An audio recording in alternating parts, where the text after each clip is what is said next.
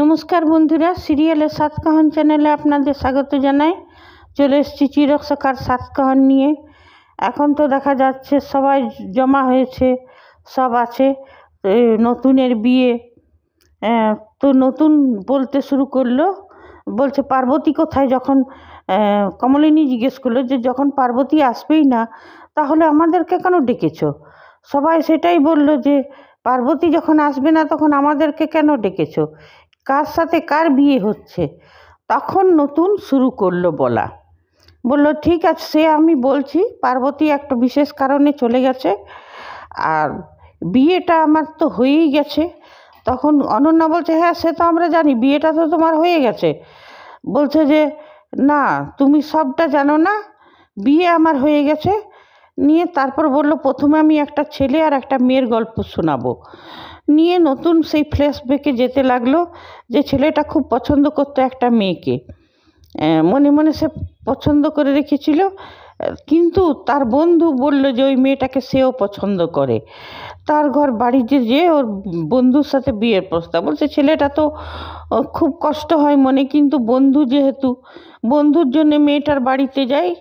নিয়ে তারপরে ওই বন্ধুটার জন্য বিয়ের প্রস্তাব আনে, ওই বন্ধুটার সাথে বিয়ে হয় মেয়েটার। তখন সে চলে যায় বিদেশে, বিদেশে যেয়ে হায়ার স্টাডির জন্য বিদেশে চলে যায় আর তারপরে ওইখানেই থাকে। এইদিকে ঘটনা হয়েছে যে ছেলেটার মেয়েটির 3টে বাচ্চা হয়েছে আর একদিন মানে কিছু না বলে কাউকে চলে যায়। তারপরে মৃত্যু সংবাদ আসে, মেয়েটি তো বিপদে পড়ে অনেক, মানে বিপর্যয় ভেঙে পড়লো ওদের মাথার উপর। সেই সময় ছেলেটি দেশে ফিরে আসে। মানে তখন এদিকে বর্ষা বুবলাইকে বলছে যে মনে হচ্ছে তোমাদের বাড়ির ঘটনাই বলছে। বলছে হ্যাঁ সেটাই। নিয়ে তারপরে সেই আস্তে আস্তে বলতে লাগলো কি হয়েছে, কমলিনীকে কেমনভাবে বিধবা জীবনযাপন সহ্য করতে হয়েছে, তারপরে কত রকম আপদ বিপদের মুখোমুখি হতে হয়েছে, সব ঘটনা। কিন্তু নতুন বলে যে সব ঘটনার পাশেও থেকেছে আর তারপরে ওরা ওই করে সখ্যতা গড়ে উঠেছে দুজনের মধ্যে, বন্ধুতার সম্পর্ক, ভালোবাসার সম্পর্ক। কিন্তু এমনিভাবেই হয়তো চলে যেত, কিন্তু কিছু লোক এত সব সময় মানে মেয়েটিকে এত প্রশ্ন করে, এত মানে সব ঘটনা ফ্ল্যাশব্যাকে নিয়ে যে সব ঘটনাটা বলল। তারপরে বলল যে তারপরে এটাই বলল যে আমি যখন দেখলাম যে এবারে কমলিনী হসপিটালে ভর্তি হচ্ছে আর আমি স্বামীর কর্তব্য করতে পারবো না, কিছু করতে পারবো না, তখন আমি ওই আমার বন্ধু পরাগ আমাকে সব দেয়, পরামর্শ দেয় যে বিয়ে করে নে। তারপরে আমি বিয়ে করি। তো ওই যদিও এটা প্রমোতে দেখিয়েছে, আসলে দেখায়নি যে বর্ষা আর পার্বতী সাইন করেছিল ওদের সাক্ষী হিসেবে বিবাহ রেজিস্টারে, আর কমলিনীও সম্পত্তি ফেরত দেবার যে সাইনগুলো করেছিল সেটা আসলে নিজের বিয়ের রেজিস্টার পত্রে মানে সাইনটা করেছিল। এদিকে নতুন বলছে যে পার্বতী সব জানতো, ও দেখে নিয়েছিল যে কার সাথে কি হচ্ছে, কিন্তু পার্বতী বুদ্ধিমতী মেয়ে সেটা প্রকাশ করেনি, চুপচাপ অভিনয় করে যাচ্ছিল। কারণ পার্বতীর দরকার ছিল এখানে কিছুটা সময় কাটানো। পার্বতী কোথায় গেছে সেটা নতুন বললো সে জানে, আর কী জন্যে গেছে জানে, কিন্তু এখনই বলতে পারছে না। পার্বতী কোনো সময় যদি আসে তো সেই খুলাসা করবে কিসের জন্যেও গেছিল। আর পার্বতী এইখানে কিছুদিন সময় কাটাতে চাইছিল, ওই জন্যে এই অভিনয়টা করে গেছিল। নিয়ে সে যাই হোক, বলছে সেই সাক্ষীতে বর্ষা আর পার্বতী সাইন করে। তারপরে যখন কমলিনী ভর্তি হয় হসপিটালে সেই দিন রেজিস্টার যায়। তারপরে আবার কাকামণি তখন জানতে পারে, কাকামণিও সাইন করেছিল। তারপর কাকামণি জানতে পারে, তো কাকামণি তো চুপচাপ ছিল। বলছে এইগুলো না করলে আমি স্বামীর কর্তব্যটা করতে পারতাম না, ওই জন্যে আমাকে এইগুলো করতে হলো। আর আজকে আমি ডেকেছি, আমার আর কমলিনীর তো বিয়ে হয়েই গেছে রেজিস্টারে এসে, আর আজকে আমি ডেকেছি আমাদের বিয়ের সার্টিফিকেট পাবো সেই উপলক্ষে সবাইকে। এইটা শুনে তো বুবলাই একদম রেগে গেল, বলছে ছি ছি নতুন কাকু তুমি এমনি করে আমাদের ঠকালে। বর্ষা বলছে বলেছিলাম না আমি তোমাকে বলেছিলাম না আমরা এইখানে থাকবো না। তো বলে হ্যাঁ আমরা এইখানে থাকবো না। বলে ঠিক আছে বুবলাই, তুই নিজের কথাটা রাখতে পারবি তো। এদিকে অনন্যার তো চক্ষু ছানা বড়া। অনন্যা বলছে তুমি আমাদের সঙ্গে পরামর্শ করলে না কেন, নতুন এত বড় তুমি উঠালে, তুমি আমাদের সঙ্গে পরামর্শ, বলছে তোমার সঙ্গে পরামর্শ করে কি হতো বৌদি, দাদা বলতো যে তোর যা ভালো বুঝিস তাই কর, আর তুমি বলতে যে আমি এই সম্পর্কটা মেনে নিতে পারছি না। তো আমি সেক্ষেত্রে তো আমি কমলিনীকে হেরে যেতে দিব না। এত এত লোকের কথা শুনেছে ও, এত লোকের মানে এত লোকের কথা, সব সময় ওকে অপমান সহ্য করতে হয়েছে, ওকে আমি হারতে দিতে পারি না। ওই জন্যই বিয়েটা করেছি। বিয়েটা শুনে নিয়ে তো কুর্চি মিঠি বাবিল সবাই খুব খুশি, কমলিনীর বাবা মাও খুব খুশি। আর কমলিনীর শাশুড়ি মাও বললো যে বৌমা তুমি সুখী হও, আমিও চেয়েছিলাম তুমি সুখী হও। তবে হ্যাঁ, কোনো মায়ের পক্ষে তো এটা দেখা সম্ভব নয় যে তার বৌমা অন্য একটা লোক স্বামীর বন্ধুর গলায় মালা দিচ্ছে। আমার ছেলেটা যদি ভালো থাকতো তাহলে তো এইসব দিন দেখতে হতো না, কিন্তু আমার ছেলেটাই তো মানে বদ চরিত্রের, তো আর আমি কী বলবো। তবে হ্যাঁ, এটাই আমি চেয়েছিলাম তুমি ভালো থাকো সুখী থাকো, তুমি সুখী থাকো। তখন নতুন বললো যে মাসি মনে আছে, ওইটাই দেখালো যে এক কমলিনী আমিষ রান্না করার পর গঙ্গা জল ঠেকিয়ে তারপর খেতে বসছিল, তো ওকে ওর কমলিনী শাশুড়ি মা খেতেও দেয়নি। বললো কি তুমি চান করেছো? বললে হ্যাঁ আমি সকালে ভোরবেলাতে স্নান করে রান্নাঘরে ঢুকেছিলাম। বলছে তুমি তো আমিষ রান্না করেছো, তো রান্না করার পরে এই কি বিধবা মানুষ তুমি স্নান করলে না কেন? বলছে অনেক বেলা হয়ে গেছিলো তো, আর শরীরটাও ভালো নেই, তাই গঙ্গা জল ঠেকিয়ে আমি খেতে বসেছি। বলছে না সেটা হবে না, বিধবা মানুষ আমিষ রান্না করেছে তা আবার স্নান করতে হবে। তারপরে বললো মাসি তুমি ধর্মসভাতে নিয়ে গেছো, তুমি একবারও কখনো জানতে চেয়েছো ও চাই কি না?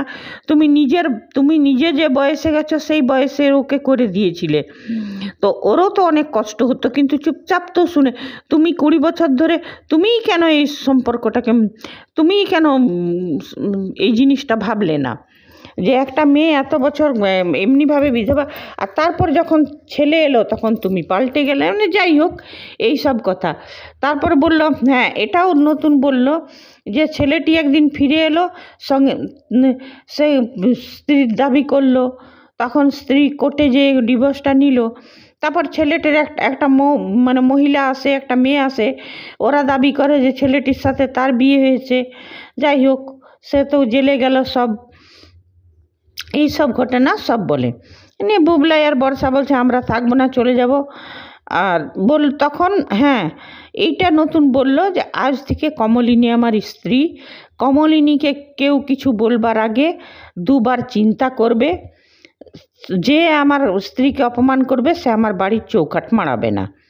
এটা শুনে তো অনন্যার একদম কি বলবো হার্ট ফেল হবার অবস্থা। হ্যাঁ, যদিও নতুন ওকে বারবার মনে করে দিচ্ছে যে তোমার পুত্রহারা মা তুমি, তোমার অনেক কষ্ট, কিন্তু অনন্যার চোখে মুখে সে ছিটাফোটাও দেখতে পাওয়া যাচ্ছে না, দর্শকরা সেটা দেখতে পাচ্ছে না। ও কি করে কমলিনীর ক্ষতি করবে সেই চিন্তাতেই আছে। তো এটা নতুন বলছে তবেই দর্শকদের মনে পড়েছে যে ও পুত্রহারা মা। সে যাই হোক কুর্চি বাবিল সব খুব খুশি হলো। কমলিনীর মাও বলল যে বাবা তোমাকে আমি অনেক অকথা কুকথা শুনিয়েছি, শেষ পর্যন্ত আমার বুড়ির একটা হিল্লে হলো। আমরা মা বাবা তো খুব চিন্তা করতাম, আর বুবলাইয়ের কাছে তো কোনো দিন কোনো আশা নেই, মিঠিরও বিয়ে হয়ে চলে যাবে, আর বাবিলই যে কোনো দিন পাল্টাবে না তারও কোনো ঠিক নেই। তো আমার মেয়েটা তো একা হয়ে গেল, কে থাকতো? তো তারপরে ওর কমলিনীর বাবা বলল যে আমিও মনে মনে তোমার মতনই পাত্র কল্পনা করতাম আমার মেয়ের জন্যে, বাবা তুমি যা করেছো খুব ভালো করেছো। কুর্চিও বললো নতুনদা না জেনে তোমাকে উপর অনেক অপমান করেছি, সব তুমি ক্ষমা করে দিও। বলে কুর্চি কি বলছো, ঠিক আছে তুমি বৌদিকে ভালোবাসো তাই? আর কমলিনী তো একদম চুপচাপ আছে। হ্যাঁ, কমলিনী কিছুই বলতে পারছে না। নিয়ে তারপরে ওর শাশুড়ি বলছে যে শাশুড়ি মা বলছে যে তুমি সুখী হও বৌমা লক্ষ্মী। তারপরে ওই মাসিমণিও বলছে আপনি খুশি, আপনি কি আমার এই জীবনটা মেনে নিতে পারছেন না মা? তখন ওইটাই বলল যে এমনি এমনি, কিন্তু তাও আমি বলছি তুমি খুশি হও, সুখী হও। এদিকে মানে কমলিনীর কাকা তো খুব খুশি, কমলিনীর দাদা প্রসূনও এসে নতুনের কাছে মাপ চাইল যে নতুন দা অনেক তোমার উপরে অসন্তোষ প্রকাশ করেছি, অপমান করেছি, ক্ষমা করে দিও। যাই হোক, সে তো সব ভালো হলো। এইবারে হয়তো দেখা যাবে মালা বদল, সিঁদুর পরানো এইসব দেখা যাবে। এ তো হলো চিরসখা সিরিয়ালের কথা। এইবারে আমি বলি, এটা তো সত্যি কথা, নতুন যে কথাগুলো আজ বলেছে একদম সত্যি কথা। যখন জানা গেল যে মারা গেছে চন্দ্র, তখন কেন কমলিনীর সঙ্গে ওর বাবা মারা বিয়ে দিয়ে দেয়নি? এটা তো বাবা মাদের এখানেও তো খামতি ছিল। আর লক্ষ্মীমণি, ও কি করে একটা কম বয়সী মেয়েকে গোটা জীবন এত পাহাড়ের মতন জীবনে মানে কাটাবে সেটাও চিন্তা করলো না, নতুনের ঘাড়ে ভর দিয়ে চললো। সেই নতুনকেই যদি তুই ছেলে করে বিয়ে দিয়ে দিতিস, এই ঘটনাগুলো হতো না। হ্যাঁ, আর তারপরে পার্বতীরটা তো এখন রহস্যই আছে। এইখানে যে পার্বতীর এইসব পিছনে অনন্যার হাত ছিল না, সেটা লেখিকা অনন্যাকে মহান করবার জন্যে হয়তো অন্য ট্র্যাক এনে দিল পার্বতীর নামে। কিন্তু দর্শকরা তো সন্দেহ করেছিল যে এটা অনন্যার পার্বতীর কারসাজি। কিন্তু সে যাই হোক, অনন্যাকেও মহান করলো, এদিকে পার্বতীকেও মহান করে দিল। আসল খোলাসাটা তো করছেই না।